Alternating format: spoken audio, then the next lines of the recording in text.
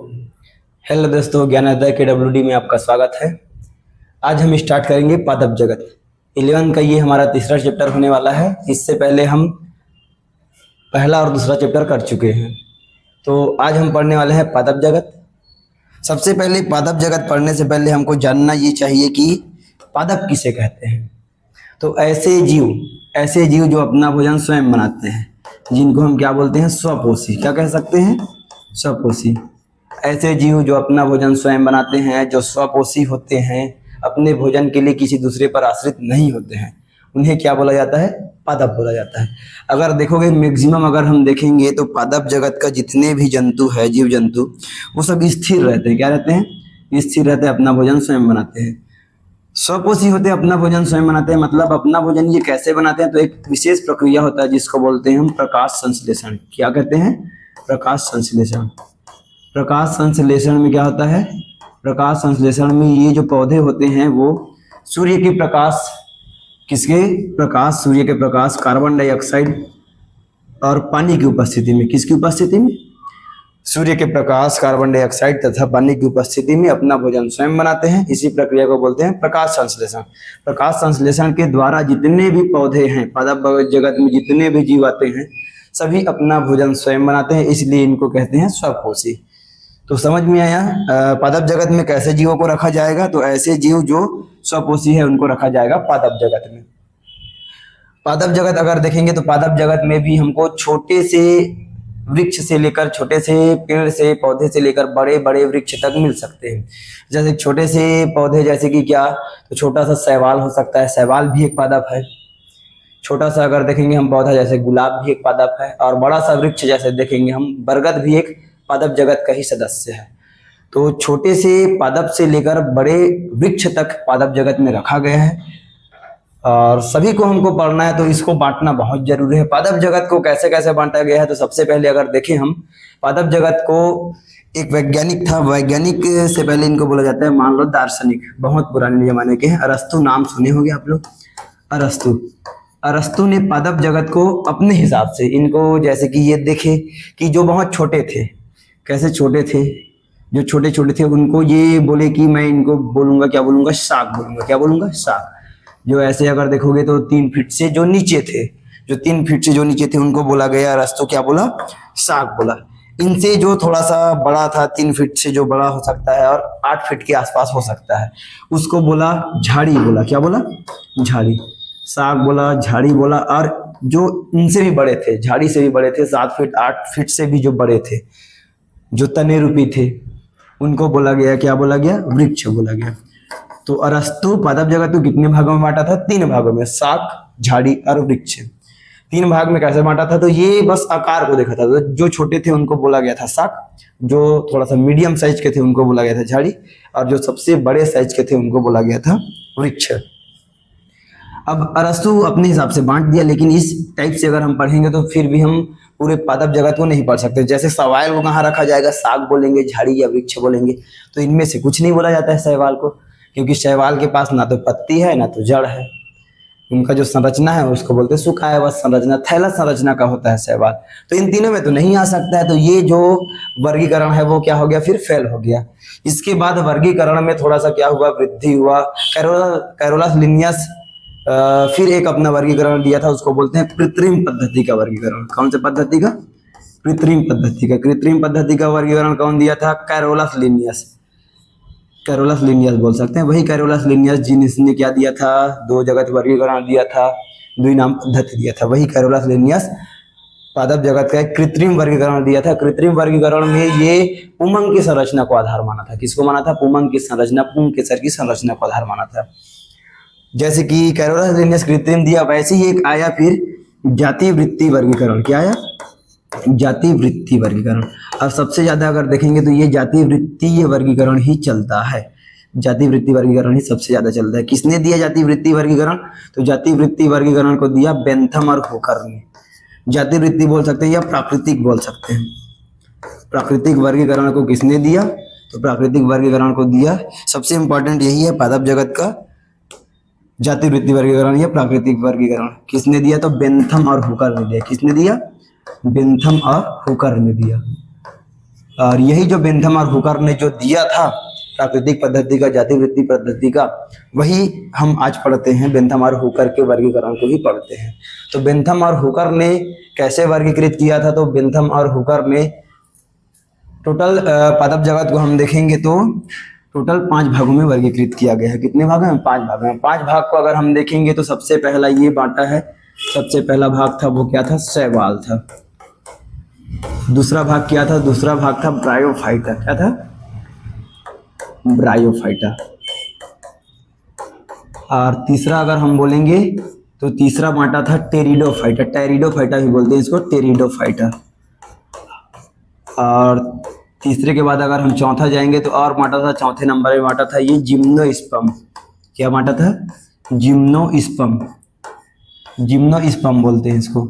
Gymnosperm को बोलते हैं, जिम्नोस्पर्म को हम अनावृत बीजी भी बोलते हैं, मतलब ऐसे पौधे जिनके बीज आवरण के अंदर घिरे नहीं होते हैं। और एक लास्ट था एंजियोस्पर्म। एंजियोस्पर्म को हम बोलते हैं अनावृत बीजी का उल्टा आवृत बीजी बोलते हैं इसको, एंजियोस्पर्म। तो ये टोटल कितने भाग में बांटा गया है? 5 भाग में बांटा गया है। इसी 5 भागों को हमको पढ़ना है इस चैप्टर में पादप जगत के अंतर्गत।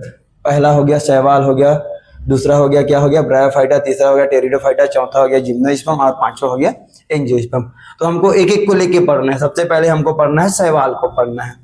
तो अगर हम देखें शैवाल के बारे में, अगर देखें हम शैवाल किसे कहते हैं, अगर हम देखें शैवाल, शैवाल किसे कहा गया? तो शैवाल ऐसे पौधों को कहा गया जिनके पास ना तो जड़ होता है, ना तो पत्ती होता है, ना तो तना होता है। शैवाल के लिए एक नाम आता है जिसको बोलते हैं थैलस। क्या बोलते हैं? थैलस। मतलब इनका जो संरचना होता है थैलस संरचना होता है। थैलस को अगर और एक नाम अगर बोलोगे जिसका नाम है सुकाय बोलते हैं। क्या बोलते हैं? सुकाय। मतलब शैवाल का जो संरचना होता है वो सुकायवत संरचना होता है। ऐसे पौधे जिनमें जड़, तना तथा पत्ती नहीं पाया जाता उन्हीं को बोला जाता है थैलस, सुकाय। और इसके अंतर्गत आता क्या है? तो हमारा जो पहला वाला पार्ट है शैवाल आता है। अगर हम शैवाल को और देखें तो शैवाल को कलर के हिसाब से, मतलब ये कौन से रंग के दिखाई देते हैं उस हिसाब से इसको 3 भागों में बांटा गया है। कितने भाग में बांटा गया है शैवाल को? शैवाल को 3 भाग में बांटा गया है। 3 भाग कौन कौन सा है? तो 3 भाग है। सबसे पहला ये, अगर हरा कलर का अगर देखते हैं शैवाल, जैसे कि हम अपने आसपास देखते हैं मैक्सिमम शैवाल हमको हरा कलर का ही दिखता है। तो जो हरा कलर का होता है उसको बोला गया क्लोरोफाइसी। क्या बोला गया? क्लोरोफाइसी। क्लोरोफाइसी को हम क्या बोल सकते हैं? हरा शैवाल बोल सकते हैं। क्या बोल सकते हैं? हरा शैवाल। और उसके बाद दूसरा नंबर बताया फियोफाइसी। फियोफाइसी को क्या बोलते हैं? तो फियोफाइसी को बोलते हैं हम भूरा शैवाल बोलते हैं। क्या बोलते हैं? भूरा शैवाल। ऐसा शैवाल जिसका कलर कैसा रहेगा? भूरा रहेगा, उसको बोलेंगे हम फियोफाइसी। और इसका अगर हम तीसरा टाइप देखेंगे तो वो होता है रोडोफाइसी। क्या होता है? रोडोफाइसी। रोडोफाइसी मतलब रेड कलर से बना है, इसका नाम रोडोफाइसी। रोडोफाइसी मतलब रेड, मतलब लाल शैवाल। इनका कलर कैसा दिखेगा? लाल। ऐसे ही आप देखोगे तो जो हरा कलर का दिखेगा वो रहेंगे क्लोरोफाइसी के सदस्य, जो भूरा कलर दिखेंगे वो रहेंगे फियोफाइसी के सदस्य, और जो लाल कलर का शैवाल दिखेंगे वो रहेंगे मैक्सिमम रहेंगे रोडोफाइसी के सदस्य। अब इनको बांटने का आधार क्या है? शैवालों को बांटने का आधार है इनका कलर। कौन किस कलर में दिखाई देते हैं? जैसे कि अगर हम बात करें क्लोरोफाइसी की बात करें, क्लोरोफाइसी ऐसे शैवाल जिनमें क्लोरोफिल पाया जाएगा। क्लोरोफिल तो सभी में पाया जाएगा, लेकिन क्लोरोफिल में भी मेन क्या? तो क्लोरोफिल ए बी पाया जाता है। हरा शैवाल में कौन सा क्लोरोफिल पाया जाता है? क्लोरोफिल ए बी पाया जाता है। क्लोरोफिल ए बी के कारण ही इनका कलर है हरा दिखाई देता है, इसलिए इनको बोलते हैं हरा शैवाल। हरा शैवाल हमको कहाँ देखने को मिल सकता है? तो ये जितने भी पानी युक्त जगह है, नदी हो गया, तालाब हो गया, समुद्र हो गया, सभी जगह मिल सकता है हमको हरा शैवाल देखने को। अगर हरा शैवाल की और बात करें तो इसका एग्जाम्पल आप लोगों को पता होना चाहिए, एग्जाम्पल याद रखना पड़ता है इनका। जैसे कि कारा नामक एक हरा शैवाल है। हरा शैवाल के एग्जाम्पल ही पूछते हैं, ये कौन सा शैवाल है? कारा नामक हरा शैवाल होता है। और अगर बात करें तो कारा के बाद आता है, एक आता है क्लोरेला। क्लोरेला नामक हरा शैवाल होता है। ये जो क्लोरेला होता है वो होता है एक कोशिकी होता है। क्लोरेला होता है, क्लेमाइडोमोनास होता है। और अगर हम बात करें, कारा हो गया, क्लोरेला हो गया, और होता है वालवाक्स भी होता है, यूलोथ्रिक्स भी होता है। वालवाक्स हो गया, यूलोथ्रिक्स, ये सब क्या है? हरा शैवाल है। कारा हो गया क्लोरेला। क्लोरेला को आप लोग याद रखना। क्लोरेला को क्यों याद रखना? क्योंकि क्लोरेला नामक जो हरा शैवाल है उससे मिलता है प्रोटीन। क्या मिलता है? प्रोटीन बहुत ज्यादा मिलता है, प्रोटीन मिलता है, इसलिए इसको याद रखना पड़ता है। प्रोटीन बहुत ज्यादा प्रोटीन मिलता है क्लोरेला नामक हरा शैवाल में। और इनमें अगर इनका और कुछ गुण अगर याद रखना है तो एक तो एग्जाम्पल याद रखना है, उसके बाद हरा कलर होता है, क्लोरोफिल ए भी पाया जाता है। उसके बाद इनमें अगर हम देखेंगे प्रजनन कैसे होता है, तो प्रजनन इनमें दो प्रकार से हो सकता है। एक हो सकता है लैंगिक और एक हो सकता है अलैंगिक। अलैंगिक प्रजनन मैक्सिमम विखंडन द्वारा होता है। किसके द्वारा होता है? विखंडन। कारा नामक मान लो कोई शैवाल है, लंबा सा है, ये बीच से अगर टूट गया तो एक शैवाल से बन जाएगा, दो शैवाल बन जाएगा, तो ये अलैंगिक प्रजनन कहलाता है। और अगर लैंगिक प्रजनन देखेंगे तो लैंगिक प्रजनन के लिए इनके पास बनता है, लैंगिक प्रजनन के लिए इनके पास बनेगा बीजाणु बनेगा। क्या बनेगा? बीजाणु बनेगा। बीजाणु जो बनता है, इसके बीजाणु में कशाभिका पाया जाता है। क्या पाया जाता है? कशाभिका बोलते हैं या फ्लैजिला बोलते हैं, चल बीजाणु बोलते हैं। क्या बोलते हैं? चल बीजाणु पाया जाता है इनके पास लैंगिक जनन करने के लिए। तो ये है क्लोरोफाइसी के बारे में। अब हम क्लोरोफाइसी के बाद आते हैं, हम फियोफाइसी में आते हैं। फियोफाइसी को बोलते हैं, कौन सा शैवाल बोलते हैं? भूरा शैवाल कहते हैं फियोफाइसी को। ये अगर देखोगे तो फियोफाइसी मैक्सिमम कहाँ पाए जाते हैं, तो ये तालाब में तो कम ही पाया जाता है, समुद्र में ज्यादा पाया जाता है फियोफाइसी। फियोफाइसी का आकार बहुत बड़ा भी हो सकता है, छोटा भी हो सकता है। छोटे मतलब बहुत ही छोटे, और बड़ा मतलब ये 100 फीट के आसपास भी हो सकता है ये। तो भूरा शैवाल अगर देखेंगे तो इनका जो भूरा कलर है वो कहाँ से आता है? आखिर भूरा कलर कहाँ से आया? तो अगर हम भूरे शैवाल या फियोफाइसी में देखेंगे तो इसमें पाया जाता है क्लोरोफिल एसी पाया जाता है। क्या पाया जाता है? एसी। ए तो सब में पाया जाएगा, बाकी उसके अलावा एक और पाया जाता है, उसका नाम है सी। क्लोरोफिल एसी पाया जाता है, इसलिए इसका कलर थोड़ा सा भूरा दिखाई देता है, क्लोरोफिल एसी। और उसके अलावा भूरा कलर इसका एक और से आता है, उसका नाम है फ्यूकोजैंथिन से आता है। किससे आता है? फ्यूकोजैंथिन बोलते हैं, फ्यूकोजैंथिन। ये फ्यूकोजैंथिन क्या है? तो फ्यूकोजैंथिन जैंथोफिल का एक प्रकार है। किसका प्रकार है? जैंथोफिल। जैंथोफिल का मात्रा जितना ज्यादा रहेगा उतना ही फियोफाइसी ज्यादा भूरा दिखेगा। मात्रा अगर कम है तो वो कम भूरा दिखेगा, ऐसा है। डार्क दिखेगा या तो लाइट दिखेगा, कम है तो लाइट दिखेगा, और ज्यादा अगर फ्यूकोजैंथिन या क्या है जैंथोफिल है तो वो ज्यादा भूरा दिखेगा, ऐसा है।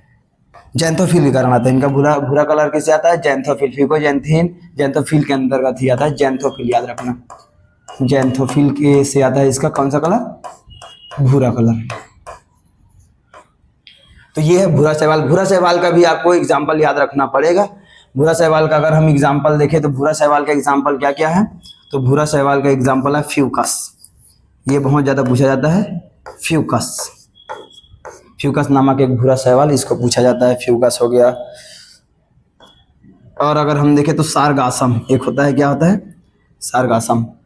फ्यूकस ही याद रखना, फ्यूकस बहुत ज्यादा पूछा जाता है। फ्यूकस नामक एक भूरा शैवाल हो गया, ठीक है। तो ये है भूरा शैवाल। और अगर हम बात करें इसमें फ्यूकस याद रखना। और अगर हम बात करें रोडोफाइसी के बारे में, किसके बारे में बात करें?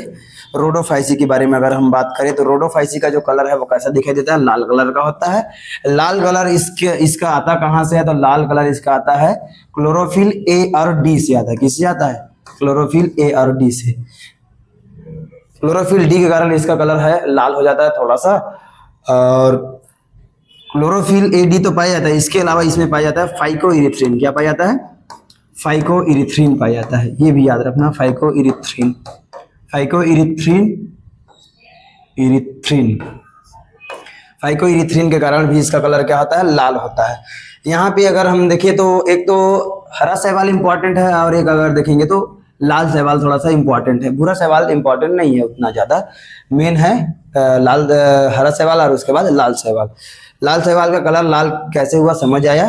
क्लोरोफिल एडी पाया जाता है, उसके अलावा इसमें एक वर्णक पाया जाता है जिसको बोलते हैं फाइकोइरिथ्रिन। जैसे कि भूरा शैवाल में क्या पाया जाता है? फ्यूकोजैंथिन, वैसे इसमें पाया जाता है फाइकोइरिथ्रिन। फाइकोइरिथ्रिन के कारण इनका कलर होता है लाल। अब फिर लाल शैवाल में अगर हम बात करें तो लाल शैवाल का एग्जाम्पल याद रखना पड़ता है। एग्जाम्पल क्या क्या? तो एग्जाम्पल सबसे मेन लाल शैवाल का एग्जाम्पल याद रखना ग्रेसिलेरिया। क्या याद रखना? ग्रेसिलेरिया।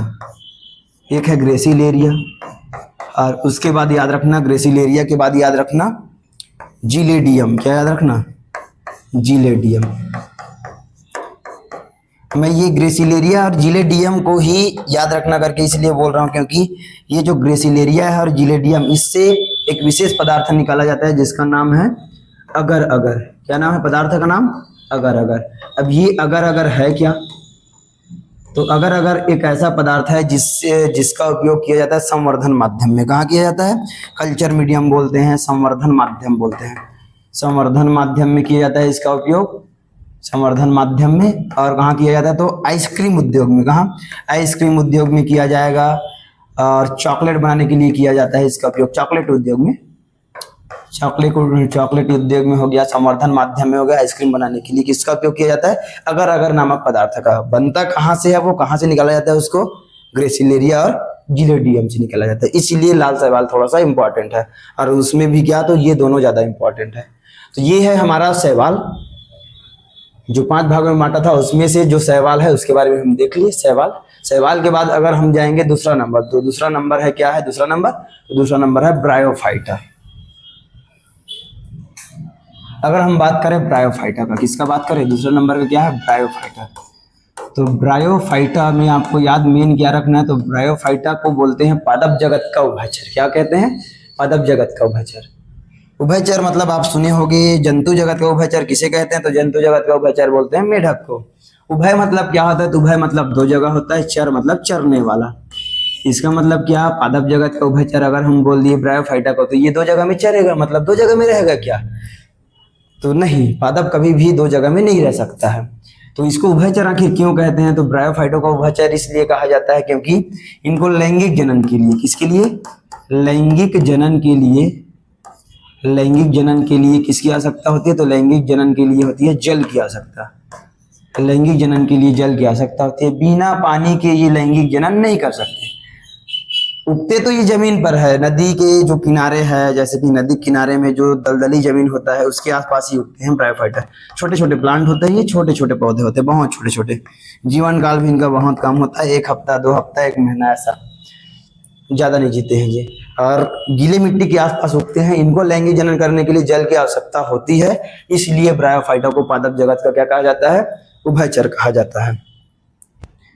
ब्रायोफाइटा का अगर आप लोग एग्जांपल देखोगे तो ब्रायोफाइटा कहाँ पाया जाता है, तो आपके घरों के आसपास में कोई गीला दीवार रहेगा, उसमें छोटा छोटा पौधा उगता है, वही है ब्रायोफाइटा। पानी टंकी के साइड में जो छोटा छोटा पौधा उगता है, वही क्या है, ब्रायोफाइटा है। ब्रायोफाइटा का अगर हम उपयोग देखें तो विशेष उपयोग इसका होता नहीं है ब्रायोफाइटा का। इसका उपयोग करते हैं फलों के पैकेजिंग में कर सकते हैं। किस में कर सकते हैं, फलों के पैकेजिंग में, जानवरों के चारे के रूप में इसका उपयोग कर सकते हैं ब्रायोफाइटा का। अगर हम देखें ब्रायोफाइटा को भी अगर देखें 2 भागों में बांटा गया। कितने भागों में बांटा गया है, 2 भागों में। कौन कौन सा 2 भाग, तो एक है लीवरवर्ट, एक क्या है, लीवरवर्ट, और दूसरा है मॉस। दूसरा क्या है, मॉस। अब ये लीवरवर्ट और मॉस है क्या, तो ब्रायोफाइटा का ऐसा सदस्य जो कम विकसित रहेगा, जो कम विकसित रहेगा उसको रखते हैं लीवरवर्ट में। कम विकसित मतलब ऐसा है कि ब्रायोफाइटा का जो सदस्य है 2 प्रकार से हो सकता है। एक हो सकता है श्यान प्रकृति का, श्यान प्रकृति मतलब ऐसा लेटा हुआ टाइप का हो सकता है। और दूसरा अगर हम देखेंगे तो वो हो सकता है ऊर्ध्व प्रकृति का। कौन सी प्रवृत्ति का, ऊर्ध्व, इसको बोलते हैं ऊर्ध्व प्रवृत्ति का, और इसको बोलते हैं श्यान प्रवृत्ति का। कौन सी प्रवृत्ति का, श्यान प्रवृत्ति का।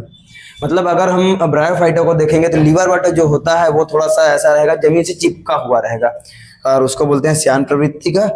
और एक अगर देखेंगे हम मांस को देखेंगे, जो जितने भी पानी टंकी के आसपास आप देखते हो, नम गीले स्थान के आसपास जो ऊर्ध्व छोटा छोटा पौधा जो होता है वही है मांस है, तो ये होता है ऊर्ध्व प्रवृत्ति का। अगर हम देखेंगे लीवरवर्ट और मांस में तो विकसित ज्यादा कौन है, तो ऊर्ध्व प्रवृत्ति वाला, क्योंकि ऊर्ध्व प्रवृत्ति से ही फिर विकास होगा, पौधों का विकास होगा, पेड़ पौधों का, क्योंकि पौधे हमेशा ऊपर की ओर बढ़ेंगे, ऐसा श्यान थोड़ी रहेंगे, नहीं रहेंगे। तो इसमें से भी ज्यादा विकसित कौन, तो मांस ज्यादा विकसित। इसका आप लोग एग्जाम्पल याद रख सकते हो। एग्जाम्पल क्या याद रखना है, तो लीवरवर्ट का एग्जाम्पल जो कभी कभार पूछ लेता है, नीट के लिए तो इंपॉर्टेंट रहता ही है ये। तो लीवरवर्ट का एग्जाम्पल क्या हो सकता है, तो मार्केंसिया। एग्जाम्पल क्या याद रखना, मार्केंसिया। क्या याद रखना, मार्केंसिया, मार्केंसिया। ये जो मार्केंसिया है इसको क्यों याद रखना है, क्योंकि मार्केंसिया ऐसा लिवर वर्ट है जिसमें लैंगिक द्विरूपता पाया जाता है, मतलब नर और मादा अलग अलग होते हैं। इसका नर पुष्प अलग रहता है, मादा पुष्प अलग अलग रहता है, इसलिए इसको याद रखना लिवर वर्ट को। और उसके बाद जैसे कि मांस, मांस में आपको एग्जाम्पल याद रखना है।